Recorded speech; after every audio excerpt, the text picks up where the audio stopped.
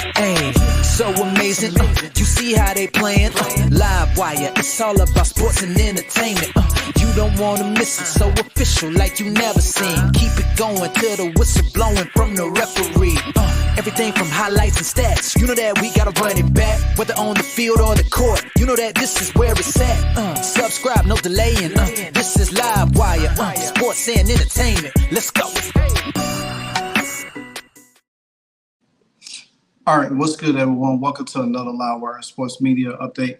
All right, so we finally have our first preseason game of the year for the Washington Commanders, which there's some highs, there's some lows, but I want to get into everything pretty much. Now, we already know that we want to see some of Jayden Daniels, which was impressive.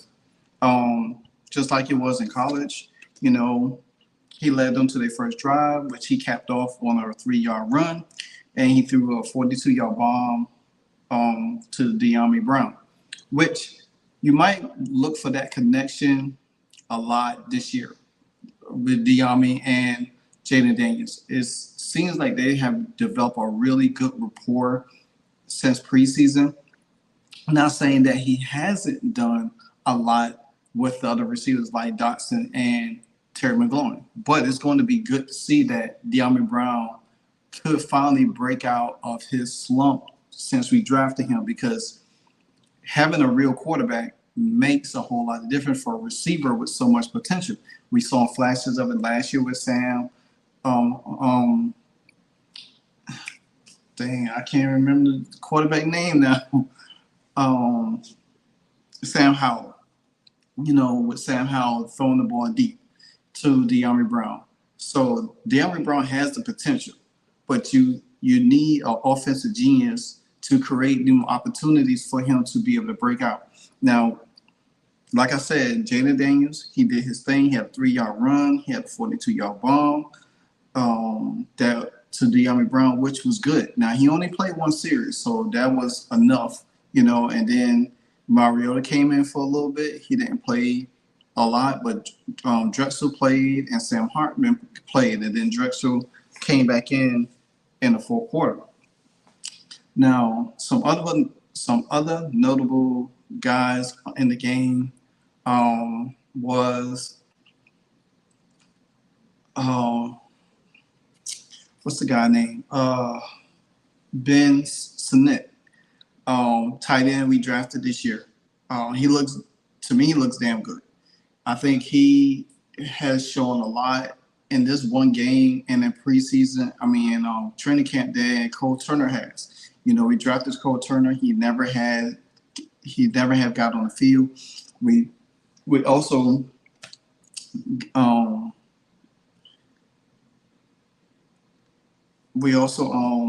released Armani Rogers, which I like him a lot. I love Armani Rogers. I love Armani Rogers so much. I mean, I love him. I ain't gonna lie to you, I love Armani Rogers. But he's gone.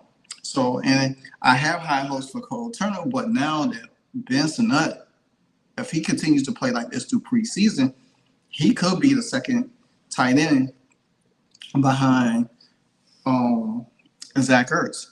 And that's going to be really crucial because Cole Turner, you know, he could fall to third, but depends on he has. And there's other guys. So we're going to look at some stats real quick before I get into any video play to show y'all what's going on in this game. All right. So we're going to look at the box score real quick. So for the Commanders, Driskel, he was 7 for 15, 87 yards. He got sacked once. His passer rating was 65 point, but you got to understand, second and third stringers, you know what I'm saying? Not hardly no first stringers, so you can't take too much out of that. Sam Hartman, 8 for 13, 83 yards. He had a passer rating of 80, you know, so he didn't really do too much. Mariota, he was 1 for 1 for 6 yards. And then Jayden Daniels, he was 2 for 3. For 45 yards, and the one big play was to Dyami Brown, which I said. And he had a passing rating of 109. All right. So in rushing, we have Michael Wiley. He did pretty well today, getting in the ball. 8 for 34. His longest was 15. Drexel, the quarterback, he ran some. Brian Robinson, he had only 5 touches for 20 yards. Sam Hartman pick up a couple. Austin Jones pick up a couple. Jeremy Nichols pick up a couple. Austin Eckler, he only played a couple of snaps, 2 carries for 7 yards. Jayden Daniels to 1 touchdown for 3 yards. Cashman Allen, he didn't play that much. Probably the most disappointing on this list is Chris Rodriguez, another Rob Rivera pickup. He had 6 carries for 0 yards. He's looked like he's going to be that guy on the outside looking in. Now we have to wait to see what they all look like again going against Miami next week. You know what I'm saying? So we'll see that. Now we get to the receiving. Ben Sinnott, 3 receptions, 57 yards. And I'm going to show you the play that gave him 42 of it right here, which is really, really good. I mean, I think he did an excellent job on that pass. So let's see. Just a bit potentially for the 3rd preseason game against the Giants. Wide open downfield, Ben Sinnott. They're very high on Sinnott, and you could see why. Carrying tacklers with him. Huge play for Washington out near the 20-yard line of New. All right, so Ben Sinnott had a 42-yard catch from Drexel. Well, actually 44 yards, my bad. And you can see that this guy, he's going to be one of those tight ends. I think Rio Robinson or George Carmi said that. I think it was George Carmi or X. He said that Sinnott reminds him of Chris Cooley. So the way he is, but he's just bigger, taller, Chris Cooley, but he has all the making, and he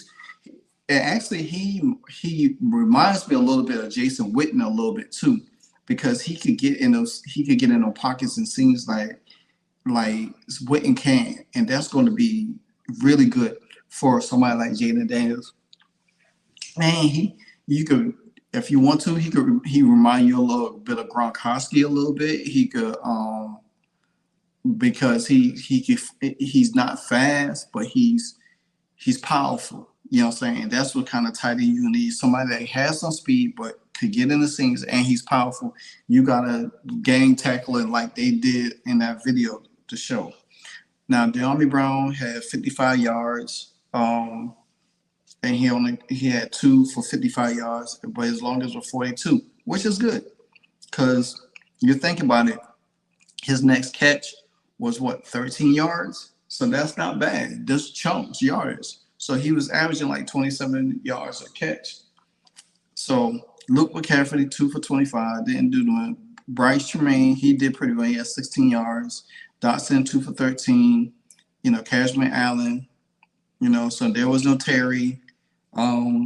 Terry did play. He only had 1 catch for 3 yards. So you had some of the usually starters, and pretty much the starters probably going to play again next week to continue to build continuity. To me, I think it's going to come down to a wide receiver. I think it's going to be Dyami Brown, Luke McCaffrey, Bryson Tremaine. If he, catch on, you already know that. What's the guy's name? Jamison Crowder. He's going to be the punt return guy. Terry, and so forth and so on. Michael Teasley, I like him. I think I would like for him to make the rosters, but we'll have to see. Now, defense.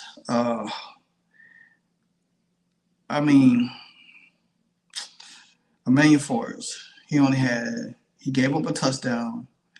He didn't have nothing else. He played a lot of one-on-one, so he only had 2 total tackles, 1 tackle for a loss. No, he had 2 tackles, 1 PD, and 1 solo. So he gave up a touchdown, But, a lot of us is on him, you know what I'm saying, because we expect more from him. For Darren Mathis play, I still want to see a lot from him, what he could be, because he hasn't really shown a lot in the last couple games. Guys like Frankie Hewitt, Joy Maggie, Stencil had one tackle where he played a little bit. Mike Davis, Anthony Pittman, Quan Martin, he was on the board. Quan Martin was the guy in the safety spot when Emmanuel Forbes had gave up. Never mind. Scratch that. That was on practice. KJ Henry, I want to see a little bit from him too. Also, how he plays a little bit. So, like I said, Andre Jones, I want to see a little bit more from him. Jamin Davis played. So you didn't had some of the other ones. But like I said, there's a lot to be desired from this team, you know what I'm saying, because there's a lot of mistakes. Forbes giving up a touchdown on a fade route, something, that's going to have to be good. Drexel could be the third string quarterback. He looked really good in this game. Sam Hartman looks pretty good in this game. So it's going to come down to either one of them that's going to be the third quarterback or be on the practice squad. Sam Hartman could be on the practice squad and get picked up. You know what I'm saying? Notable, again, Jayden Daniels. I'm going to show you the play that for Jayden Daniels that kind of like, cemented what I was talking about in the beginning. Spread it out on third down. Daniels pulls the trigger, looking for the deep ball down the sideline, and it's hauled in. Dyami Brown, great snag for the first down. So that was Jayden Daniels' first completion of the game, and it went for 42 yards for Dyami Brown, which, like I said, Jayden Daniels, he did his thing, in that minute.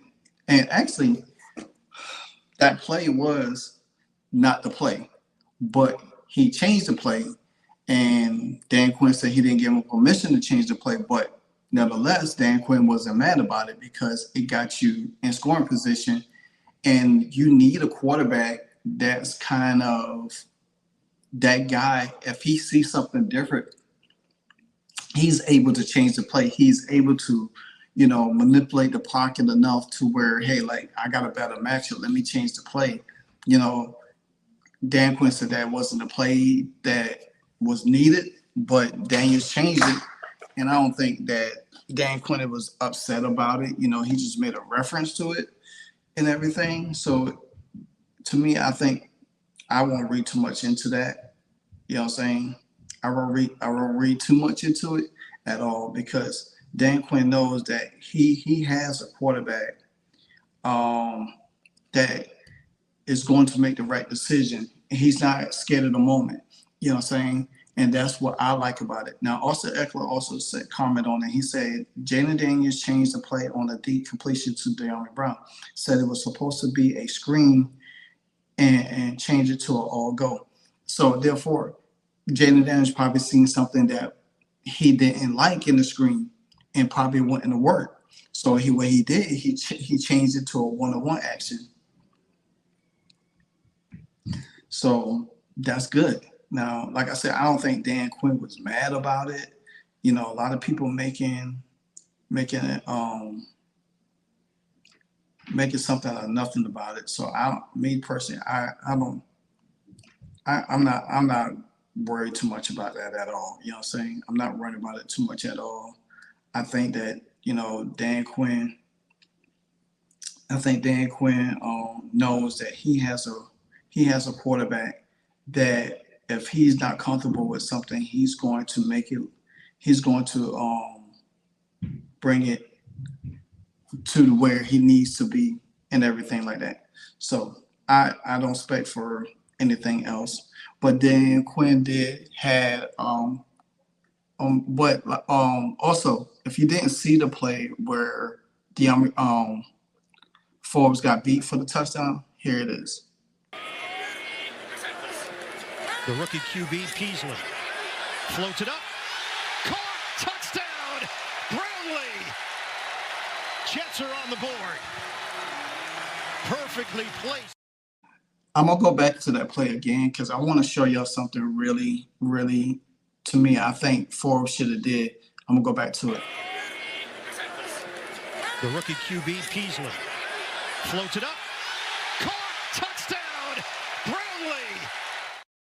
All right, in that play, Forbes slid his hip, but I think he should have slid more to reroute the wide receiver. If he had rerouted the wide receiver a little bit more, I believe that the wide receiver wouldn't have chance to get deep on him because he slid just enough, and then he hesitated to get in position. All he had to do was just kind of continue to slide with him, jam him up a little bit, and force the quarterback to go another direction. But he didn't do that. He kind of like kept him enough, and then he got beat for the touchdown. So that's something that Dan Quinn going to have to continue to work on him with is his movement, because there's going to be games like that he's going to have to go up against guys that have speed, because if they do a dig in and out on him and go to the fade, he's going to get sucked in, and to me, I don't think his recovery speed is good enough to catch up back to the ball. Emmanuel Forbes have to learn how to keep the defender in front of him enough to give the quarterback opportune time to change the direction. Now, Dan Quinn also talked about in his post press conference is that what's going on with Brandon Coleman, who is injured right now, and he said that it gives other guys opportunity to but get better looks at. So here it goes. So, not having those guys, that makes it harder to start, obviously. So it does, Nikki, though, provide some opportunities for some extra looks at some people. And so we moved Paul out to tackle, got more times with Trent. Brooks slid out to tackle to play some out there. Obviously, we signed Armani Taylor to get some work into that space to go. As we're going through Brandon, I would say we're probably in the day-to-day, week-to-week spot. He's got a strain in his shoulder and his pec. So that's his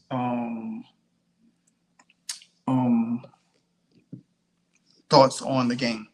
Like I said, it's the first game of the preseason. We would love to have. It's going to be a couple weeks. So you got this week coming up. You got the next week, and you probably got a week before the season start. So hopefully Brandon Coleman could be back before then. But we do need others to really solidify that role just in case if he doesn't start, because we do need our offensive line intact, because we do not want Jayden Daniels running the ball and running for his life at all. We just don't need that. So Aaron Rodgers and Jayden Daniels did meet at the end of the first half. They did talk a little bit, so hey, it's what it is. But at this time right now, it's the first preseason game. A lot to take off. Like I said, Jayden Daniels look good. Ben Sinnott look good. Riley Patterson, he missed a 30-yard. He made a 39-yard field goal. No, he missed a 39-yard field goal. You know what I'm saying?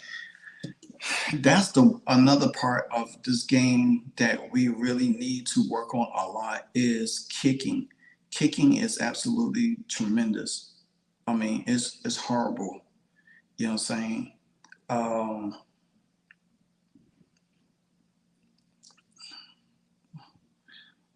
Our kicking is bad. Like I said, Riley Patterson, he was an extra point.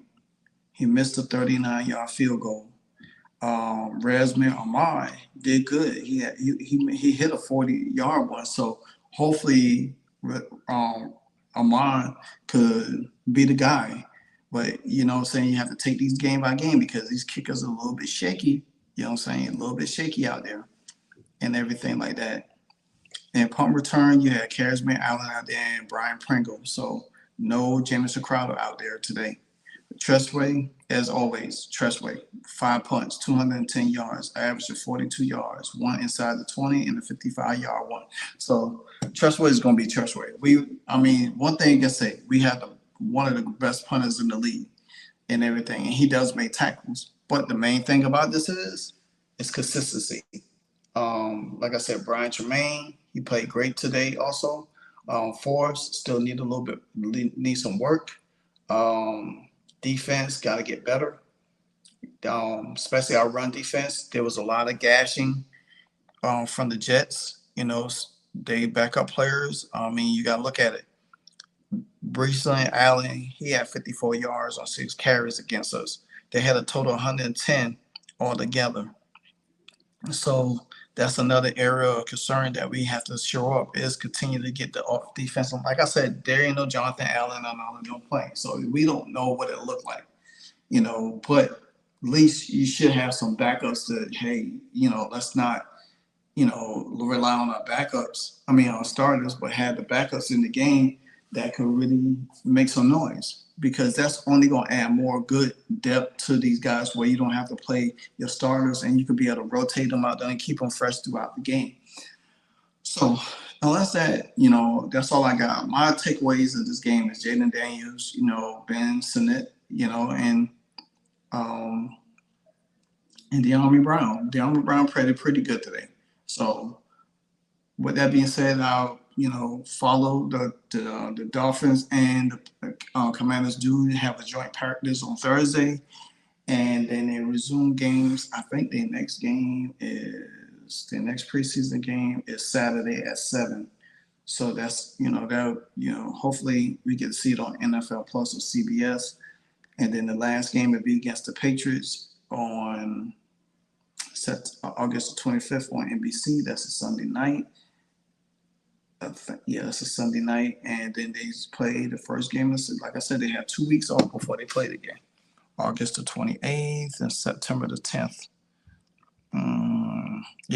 They play 1, 2, 3, and then they have an off week. Then they come back and play. So there's enough time for a lot of things. So hopefully we can continue to see Jayden Daniels flourish a little bit. And I don't think Jayden Daniels is going to play. Probably the last preseason game, he might play the first half or one quarter. Personally, I wouldn't want him to play no more than that.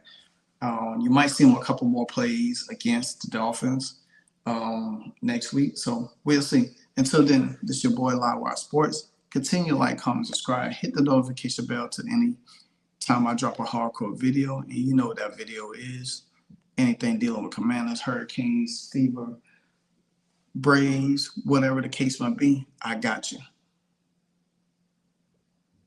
Hey, so amazing. You see how they playing? Live wire, it's all about sports and entertainment. You don't want to miss it, so official like you never seen. Keep it going till the whistle blowing from the referee. Everything from highlights and stats. You know that we gotta run it back, whether on the field or the court. You know that this is where it's at. Subscribe, no delaying. This is Live Wire, sports and entertainment. Let's go.